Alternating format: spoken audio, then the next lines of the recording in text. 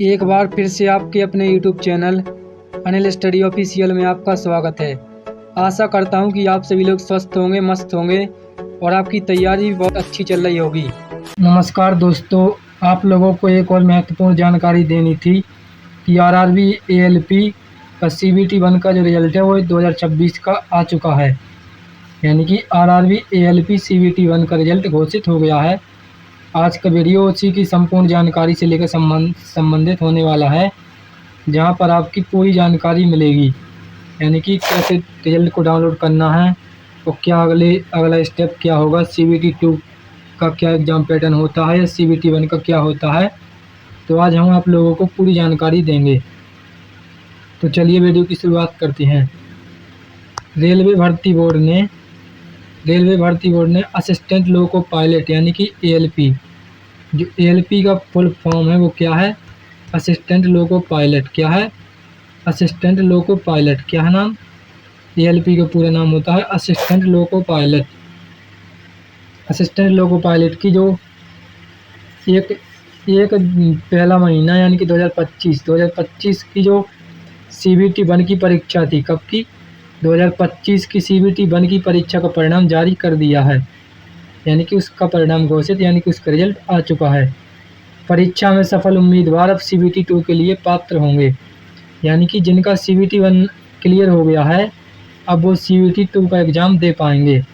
उम्मीदवार अपनी संबंधित रीजनल आरआरबी की आधिकारिक वेबसाइट से रिजल्ट, PDF, कट ऑफ और स्कोर कार्ड डाउनलोड कर सकते हैं। यानी कि आपके जो स्टेट की या जो आपके क्षेत्र की संबंधित आरआरबी की वेबसाइट है, उससे आप अपनी PDF यानी कि रिजल्ट की PDF, कट ऑफ और अपना स्कोर कार्ड सब डाउनलोड कर सकते हैं। तो इसकी महत्वपूर्ण जानकारी क्या रहने वाली है, चलिए देखते हैं।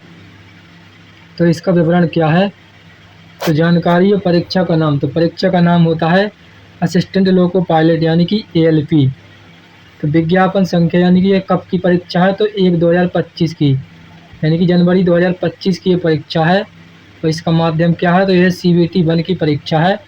और इसकी परीक्षा तिथियां क्या थी, तो इसकी परीक्षा तिथियां थी 13, 16, 17 एवं 18 फरवरी 2026। यानी कि जो ये परीक्षाएं आयोजित कराई गई थी 13, 16 और 17 एवं 18 फरवरी 2026 को आयोजित कराई गई थी। और इसका परिणाम कब घोषित हुआ था, तो इसका परिणाम स्कोर कार्ड डाउनलोड उपलब्ध अंतिम तिथि 27 जून 2026 तक किसकी अंतिम तिथि होगी। यानी कि इसका आप लोगों को अगर रिजल्ट डाउनलोड करना है, स्कोर कार्ड या कट ऑफ आपको कुछ भी देखना है, तो इसकी जो अंतिम तिथि होगी वो 27 जून होगी। बहुत ही इम्पोर्टेंट डेट है, आप सभी लोग याद रखेंगे और समय से अपना स्कोर कार्ड डाउनलोड कर लेंगे। इसमें जो कुल पद थे वो 9,970 थे। कितने थे? 9,970 पद थे। CBT 1 परीक्षा का उद्देश्य क्या था, तो इसका जो मुख्य उद्देश्य था केवल स्क्रीनिंग टेस्ट था। यानी कि आपको केवल इसको जज करने के लिए कि आप इसके लिए कितने पात्र हैं। CBT 2 के बाद ही आपका एग्ज़ाम क्लियर माना जाता है और उसी के बाद आपका सिलेक्शन होता है। इस परीक्षा के अंक फाइनल मेरिट में नहीं जोड़े जाएंगे। यानी कि ये आपका केवल क्वालिफाइंग टेस्ट था। अब जो आपका CBT 2 होगा, जिन छात्रों का सिलेक्शन CBT 1 में हो गया है, अब वो छात्र CBT 2 की परीक्षा देंगे और उसी के हिसाब से आपका फाइनल रिजल्ट बनेगा, तो उसी से आपका सिलेक्शन होगा। इसका उद्देश्य केवल CBT 2 के लिए योग्य उम्मीदवारों का चयन करना था। यानी कि जो CBT 2 जहाँ से आपका सिलेक्शन होता है, उसके लिए केवल वही उम्मीदवार यानी कि योग्य उम्मीदवार छांटना था इसका मुख्य उद्देश्य। CBT 1 एग्ज़ाम पैटर्न, तो इसका एग्ज़ाम पैटर्न क्या है, तो विषय पहले होगा विषय, उसके बाद प्रश्न। तो मैथमेटिक्स के जो प्रश्न आते हैं 20 क्वेश्चन आते हैं। कितने आते हैं? 20 क्वेश्चन मैथमेटिक्स के आते हैं। मेंटली एबिलिटी मतलब रीजनिंग, तो रीजनिंग के 25 क्वेश्चन पूछे जाते हैं। और जनरल साइंस के कितने पूछे जाते हैं, तो जनरल साइंस के 20 क्वेश्चन पूछे जाते हैं। और जनरल अवेयरनेस एवं करंट अफेयर्स के 10 क्वेश्चन पूछे जाते हैं। इस प्रकार कुल मिलाकर 75 मिनट का टाइम होता है। 75 मिनट का मतलब कितना होता है, 1 आवर यानी कि 1 घंटा और 15 मिनट होता है। कितना होता है? 1 घंटा 15 मिनट। वो तो 75 क्वेश्चन होते हैं। केवल आपको 1 घंटे का टाइम मिलता है। कितना मिलता है? केवल और केवल 1 घंटे का टाइम आपको मिलता है। कितना मिलता है? 1 घंटे का टाइम आपको मिलता है।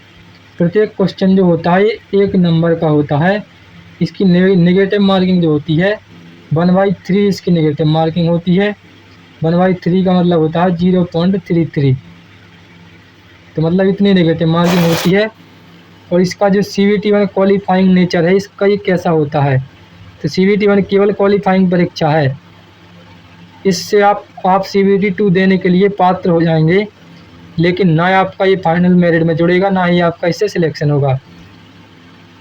CBT2 के लिए लगभग 15 गुना उम्मीदवारों को शॉर्ट लिस्ट किया जाता है। रिक्तियों के अनुसार बदल सकता है, यानी कि शॉर्ट लिस्ट यानी कि 15 गुना किया जाता है।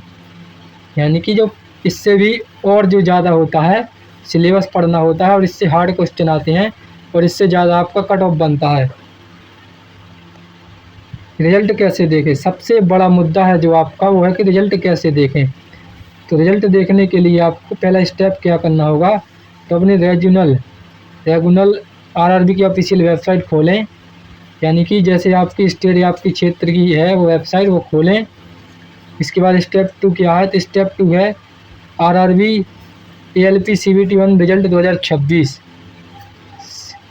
जनवरी 2025 लिंक पर क्लिक करें।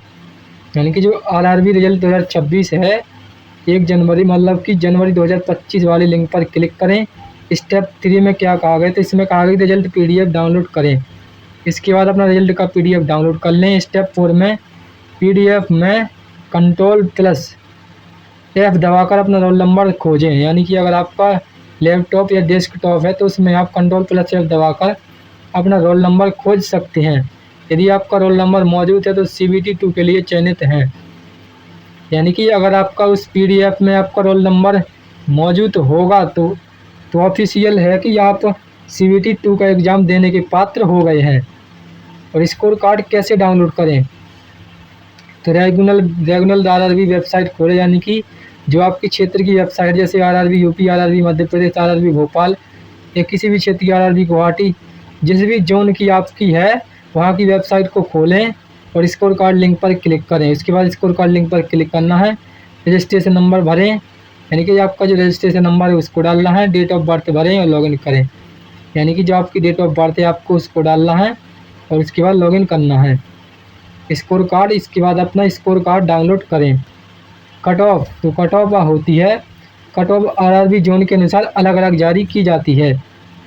यानी कि कट ऑफ जो होती है जो अलग अलग जोन के हिसाब से अलग अलग होती है। वो जैसे कि SC की अलग होती है, ST की अलग होती है, OBC की अलग होती है, जनरल की अलग होती है, सभी कैटेगरी की अलग अलग होती है। कट ऑफ निम्न बातों पर निर्भर करती है। पहली बात तो वैकेंसी पर निर्भर करती है और एग्ज़ाम डिफ़िकल्टी यानी कि जो एग्ज़ाम की कठिनाई के आधार पर, और कैंडिडेटों की संख्या यानी कि वहाँ पर कैंडिडेटों की संख्या कितनी है, और कैटेगरी यानी कि कैटेगरी के इन 4 बातों पर कट ऑफ निर्भर करती है। CBT2 का एग्ज़ाम पैटर्न क्या है ये देखेंगे। तो CBT2 का जो एग्ज़ाम पैटर्न होता है वो पार्ट दो भागों में विभाजित होता है। कितने 2 भागों में विभाजित होता है? Part A.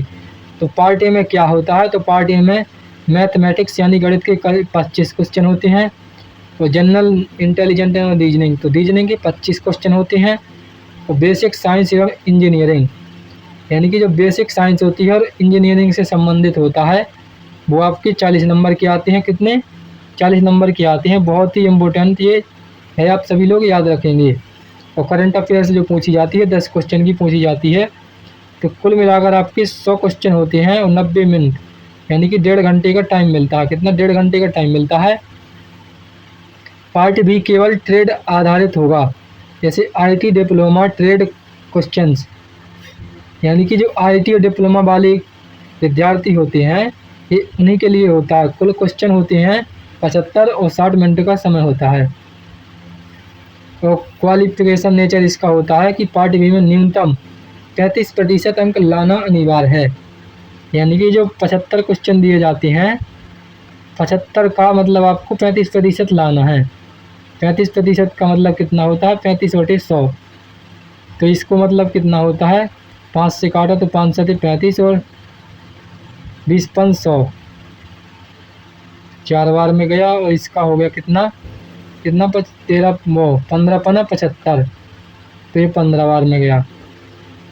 15 सत्ते 105, 105/4, तो ये कितना हो गया, तो ये लगभग हो गया 4 दूनी 8, 4 दूनी 8, 2 बार का तो 4 दूनी 8, 2 बार का, तो इसके बाद कितना हो गया 25, तो 4 छाई 24, 4 छाई 24, फिर इसके बाद एक बचा, तो 4 दूनी 8, 4, इतना मतलब कि आपको इतना नंबर ले आना होता है, मतलब कि पार्ट बी में 26.25 यानी कि लगभग 26 या 27 क्वेश्चन आपको लाना अनिवार्य होता है। इसके बाद CBT 2 के बाद चयन प्रक्रिया, तो CBT 2 के बाद चयन प्रक्रिया क्या होती है, CBT 1 होता है, इसके बाद CBT 2 होता है, फिर CBAT फिजियो टेस्ट होता है और डॉक्यूमेंट वेरिफिकेशन होता है। फिर इसके बाद क्या होता है, इसके बाद होता है आपका मेडिकल, यानी कि आपके स्वास्थ्य की जांच की जाती है। इसके बाद आपकी फाइनल लिस्ट यानी कि फाइनल मेरिट लिस्ट जारी की जाती है, और इसके बाद CBAT फिजियो टेस्ट, यह केवल ALP पद के लिए आयोजित किया जाता है, यानी कि यह केवल ALP पद के लिए आयोजित किया जाता है, इसमें कोई नेगेटिव मार्किंग नहीं होती है। एप्टीट्यूड एवं मानसिक क्षमता की जांच की जाती है कि आपकी मानसिक क्षमता कितनी है, आप कितने स्तर पर सोच सकते हैं, इसके लिए यह आयोजित किया जाता है। क्वालिफाइंग प्रगति का टेस्ट होता है। इसके बाद डॉक्यूमेंट वेरिफिकेशन होता है। डॉक्यूमेंट वेरिफिकेशन के समय निम्न दस्तावेज आवश्यक होते हैं। कौन कौन, 10वीं की मार्कशीट, IT डिप्लोमा सर्टिफिकेट होता है, आपका आधार कार्ड लगता है, जाति प्रमाण पत्र यदि लागू हो, EBC certificate, photo, signature, admit card, result, इतने दस्तावेज आपको डॉक्यूमेंट वेरिफिकेशन में लगते हैं। इसके बाद जो अन्य होते हैं, अन्य आवश्यक प्रमाण पत्र होते हैं, वो मेडिकल टेस्ट यानी कि जो आपने मेडिकल फिटनेस कराया था वो लगेगा, और ALP पद के लिए मेडिकल फिटनेस अत्यंत आवश्यक होता है। मुख्य जांच क्या क्या होती है, आई विजन यानी कि आपकी आँख की जांच होती है, कलर विजन कि आप कलर को किस आधार पर पहचान पाते हैं। इसके बाद क्या है, तो इसके बाद है हेयरिंग यानी कि आपके बाल किस कदर के हैं, और फिजिकल फिटनेस यानी कि आपकी शारीरिक फिटनेस कैसी है, ये इसमें देखी जाती है। इसके अलावा क्या है, CBT 2 की तैयारी कैसे करें, तो CBT 2 की तैयारी कैसे करें, प्रतिदिन मैथमेटिक्स के प्रश्न हल करें, रीजनिंग का अभ्यास करें, बेसिक साइंस एवं इंजीनियरिंग कॉन्सेप्ट दोहराएं, यानी कि जो सबसे ज़्यादा इम्पोर्टेंट होता है ये बेसिक साइंस एवं इंजीनियर का कॉन्सेप्ट होता है, क्योंकि यहाँ से आपके 40 क्वेश्चन पूछे जाते हैं। कहाँ से, बेसिक साइंस एवं इंजीनियरिंग कॉन्सेप्ट से 40 क्वेश्चन पूछे जाते हैं।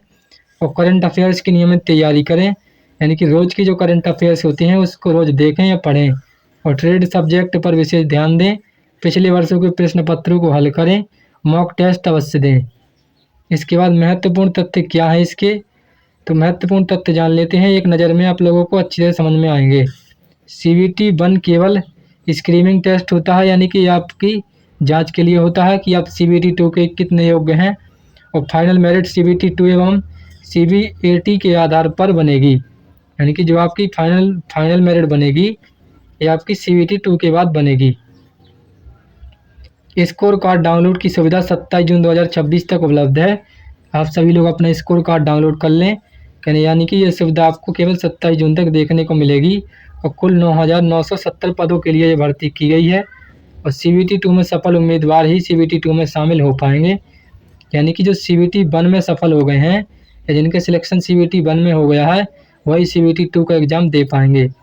इसके बाद निष्कर्ष, तो इसका निष्कर्ष क्या है, तो RRB ALP CBT 2 का परिणाम CBT 1 का परिणाम जारी होने के बाद अब उम्मीदवारों का मुख्य लक्ष्य CBT 2 होना चाहिए, यानी कि अपना ये वाला रिजल्ट चेक कर लें, और जिनका सिलेक्शन CBT 1 में हो गया है अब उनका मेन फोकस जो होना चाहिए वो CBT 2 होना चाहिए।